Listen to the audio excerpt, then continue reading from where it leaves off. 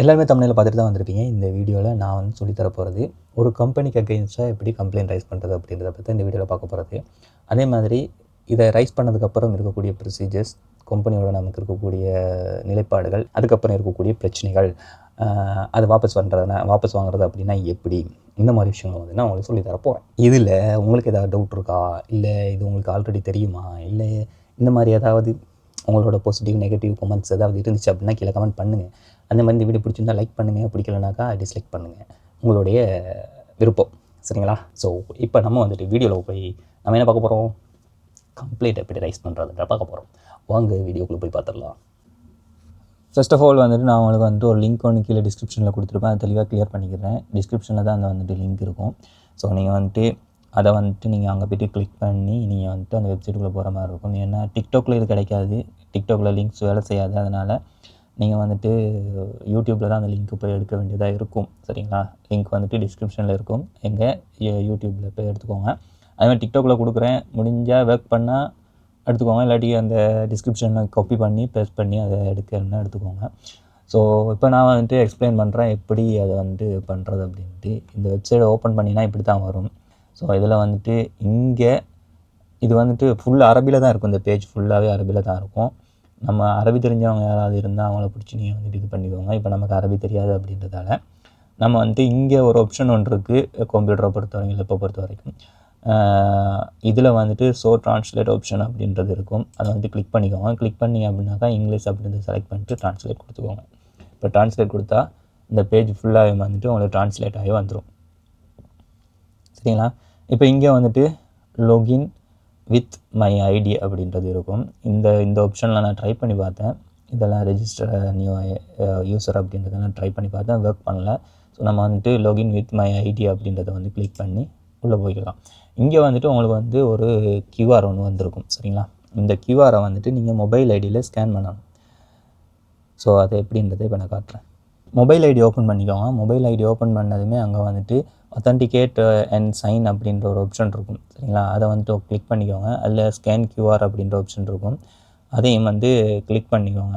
அதை கிளிக் பண்ணதுமே உங்களுக்கு QRை ஸ்கேன் பண்ணுற மாதிரி இந்த மாதிரி ஒரு இது ஒன்று வந்துடும். சரிங்களா? இப்படி QRை ஸ்கேன் பண்ணுற மாதிரி ஒரு ஆப்ஷன் ஒன்று வந்துடும். அதுக்கப்புறம் நீங்கள் வந்துட்டு அப்படி QRை அப்படி ஸ்கேன் பண்ணிங்க அப்படின்னாக்கா இப்படி வந்து வந்துடும். சரிங்களா? இந்த ஆப்ஷனில் வந்துட்டு எல்லாத்தையும் வந்துட்டு ஓகே பண்ணிட்டு ஆத்தென்டிகேட் கொடுத்துட்டீங்க அப்படின்னாக்கா இங்கே வந்துட்டு ஓப்பன் ஆகிடும். சரிங்களா? ஆத்தென்டிகேட் இதை கொடுத்துட்டு பின் நம்பர் அடிக்க வேண்டியிருக்கலாம். இப்போ வந்துட்டு இங்கே அது வந்துட்டு ஓப்பன் ஆகும். அந்த வெப்சைட் கொஞ்சம் லோட் ஆகும், அவசரப்படாங்க. ஓகே, வந்துடுச்சு. இப்போ இங்கே வந்துட்டு ட்ரான்ஸ்லேட் அப்படின்றத இங்கேயும் கொடுத்துக்கோங்க. கொடுத்துட்டீங்க அப்படின்னாக்கா இங்கே நம்மளோட டீட்டெயில்ஸ் எல்லாமே வந்துடும். சரிங்களா?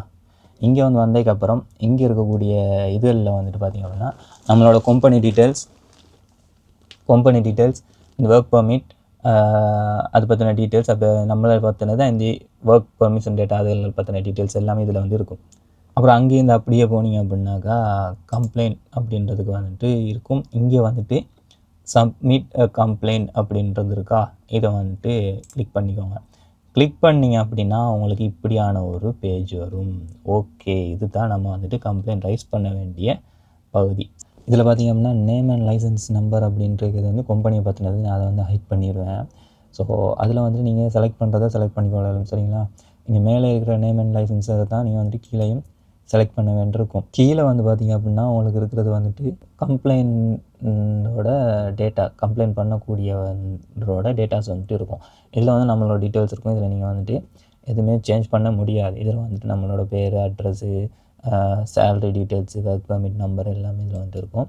அதுக்கப்புறம் வந்துட்டு அடுத்த ஸ்டெப் வந்துட்டு கீழே டைப்ஸ் ஆஃப் கம்ப்ளைண்ட் அப்படின்னு சொல்லிட்டு இருக்குதா, இங்கே வந்துட்டு பர்மிட் கம்ப்ளைண்ட் டிஸ்ட்ரிபியூட் அப்படின்றது இருக்குது. அதுக்கப்புறம் வந்துட்டு இண்டிவிஜுவல் டிஸ்பியூட் கம்ப்ளைண்ட் அப்படின்னு சொல்லிட்டு இருக்கும். இதில் வந்து நீங்கள் செலக்ட் பண்ண வேண்டியது இண்டிவிஜுவல். சரிங்களா? மேலே வந்துட்டு பெர்மிட் சம்மந்தப்பட்டது. இதில் வந்துட்டு நீங்கள் வந்துட்டு complaint transfer outside the Gaza strip and the print residency attribute joining breadwinner அப்படின்னு சொல்லிட்டு. இது வந்துட்டு இதில் ஒரு சின்ன ஒரு பிரச்சனை ஒன்று இருக்குது. என்ன அப்படின்னா, நம்ம வந்துட்டு ஆன்லைன்லேயே வந்துட்டு ட்ரான்ஸ்லேட் பண்ணிகிட்ருக்கோம். இதனால் என்ன நடக்கும் அப்படின்னா நமக்கு சரியான ட்ரான்ஸ்லேஷன்ஸ் வந்துட்டு இங்கே வராது.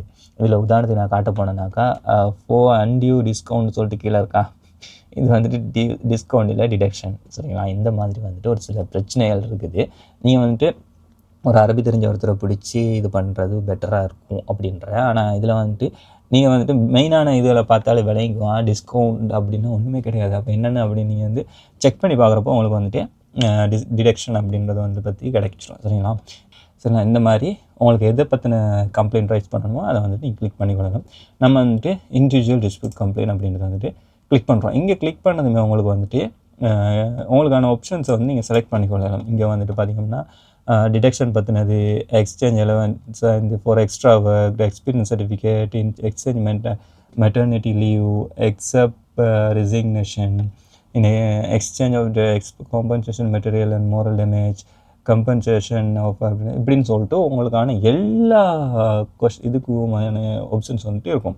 நீங்கள் இதில் செலக்ட் பண்ண வேண்டியது எல்லாத்தையுமே செலக்ட் பண்ணிட்டு இங்கே இருக்கா அட்டாச்மெண்ட் சொல்லிட்டு இதை வந்துட்டு கிளிக் பண்ணிக்கோங்க. கிளிக் பண்ணிட்டீங்க அப்படின்னா கீழே இன்னொரு ஆப்ஷன் வந்துட்டு உங்களுக்கு ஓப்பன் ஆகும். இங்கே வந்துட்டு நீங்கள் வந்துட்டு ஃபைல்ஸை வந்துட்டு சப்மிட் பண்ணலாம். உங்கள்கிட்ட ஏதாவது ஸ்க்ரீன்ஷாட்ஸ் இருக்குது, இல்லை பிடிஎஃப் ஃபைல்ஸ் இருக்குது, அந்த மாதிரி ஃபோட்டோஸ் இருக்குது, ஸ்கேன் ஃபைல்ஸ் இருக்குது, அந்த மாதிரினா உங்களுக்கு கிட்டத்தட்ட 1 2 3 4 5 6 ஃபைல்ஸை வந்துட்டு நீங்கள் வந்துட்டு அட்டாச் பண்ணிக்கொள்ள இயலும். அட்டாச் பண்ணதுக்கு அப்புறமா இந்த ரெஜிஸ்டர் கம்ப்ளைண்ட் அப்படின்றத கிளிக் பண்ணிட்டீங்க அப்படின்னா ஸோ இப்போ நீங்கள் கம்ப்ளைண்ட்டை ரைஸ் பண்ணிட்டீங்க அப்படின்றதுக்கப்புறம் வந்துட்டு பார்த்திங்கன்னா உங்களுக்கான ஒரு பாப்அப் ஸ்க்ரீன் வரும். நான் அந்த பாப்அப் ஸ்க்ரீன் வந்துட்டு வேறு கம்ப்ளைண்ட் பண்ணப்போ நான் வந்து எடுத்து வச்சுக்கிட்டது.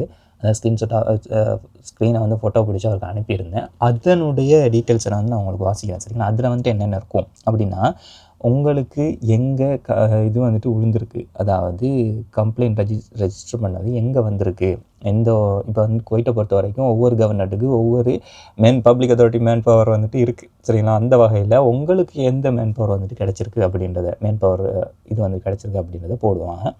அது உங்களோட அட்ரஸை பொறுத்து இருக்குது. சரிங்களா? அப்புறம் வந்துட்டு அதில் இருக்கக்கூடியது கம்ப்ளைண்ட் நம்பர், அதுக்கப்புறம் வந்துட்டு யார் கம்ப்ளைண்ட் பண்ணுறீங்க அப்படின்ற அவங்களோட பேர் டீட்டெயில்ஸ், அண்ட் வந்துட்டு எப்போ இங்கே தான் பிரச்சனை இருக்குது, எப்போ இந்த கம்ப்ளைண்ட் வந்துட்டு ஹியரிங் வந்துட்டு நடக்கும் அப்படின்ற இது வந்துட்டு தான் இப்போ பிரச்சனை. 3 மாதத்துக்கு அப்புறம் தான் வந்துட்டு உங்களோட ஹியரிங் வரும். 3 மாதத்துக்கு அப்புறமா ப்ரோ என்ன ப்ரோ அப்படி சொல்கிறீங்க அப்படின்னு கேட்டிங்கன்னா, ஆமாம் 3 மாதத்துக்கு அப்புறம் தான் வந்துட்டு உங்களுக்கான இந்த ஹியரிங் வந்துட்டு வரும்.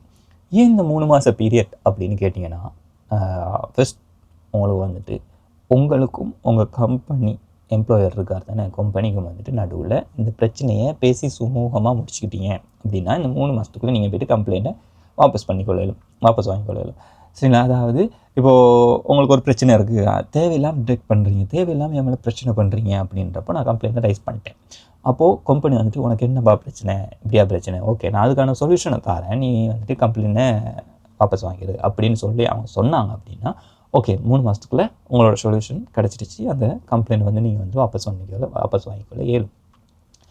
அதுவே அந்த 3 மாதத்துக்குள்ளுக்கையும் உங்கள் கம்பெனிக்கும் நடுவில் வந்துட்டு எந்த ஒரு சுமூகமான ஒரு தீர்வுமே எட்டலை அப்படின்றப்போ இப்போ என்ன நடக்கும் அப்படின்னா உங்களையும் உங்கள் கம்பெனி ஓனர், அதாவது யார் உங்களோட ஸ்பான்சரோ அவங்களையும் வந்து கூப்பிட்டு ஜூனில் உட்கார வச்சு, பப்ளிக் அத்தாரிட்டி ஆஃப் மேன் பவரில் உட்கார வச்சு உங்கள் 2 பேருக்குள்ளேயும் ஒரு பேச்சுவார்த்தையை நடத்துவார், ஒரு நடுவில் ஒருத்தர் இருந்து. சரிங்களா?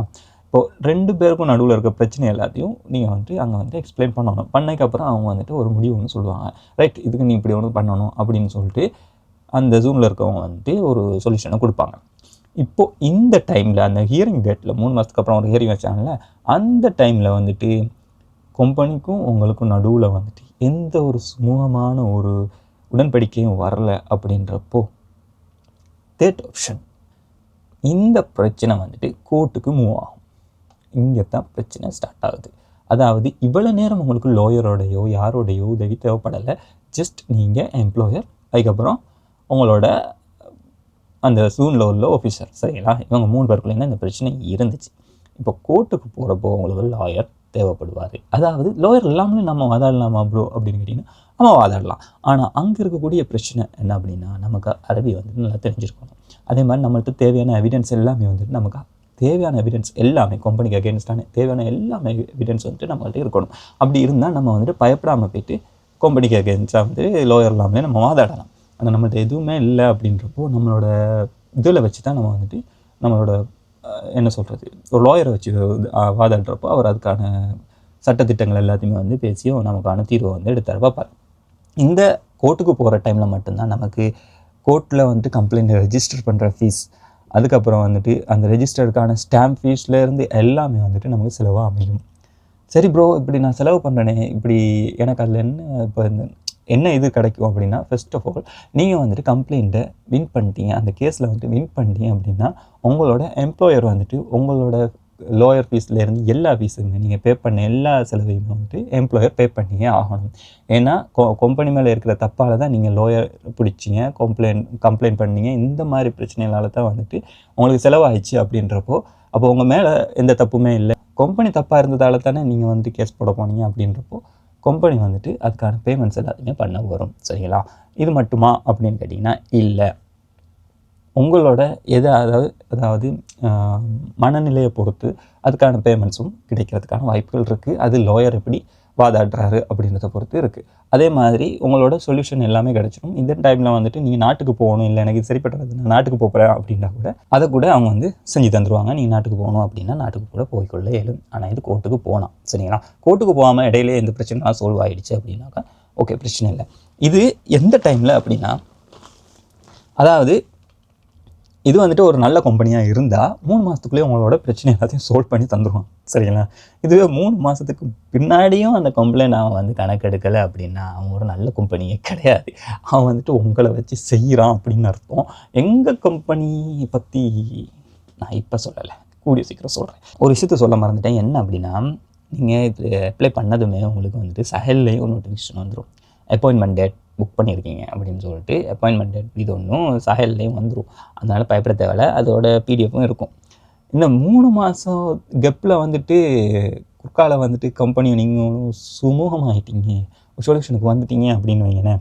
இந்த டைமில் இன்னொரு பிரச்சனை ஒன்று உங்களுக்கு இருக்குது. அந்த கம்ப்ளைண்ட்டை வாபஸ் வாங்கணும். இப்போ வாபஸ் வாங்கணும்னா ஆன்லைனில் வாபஸ் வாங்க முடியாது.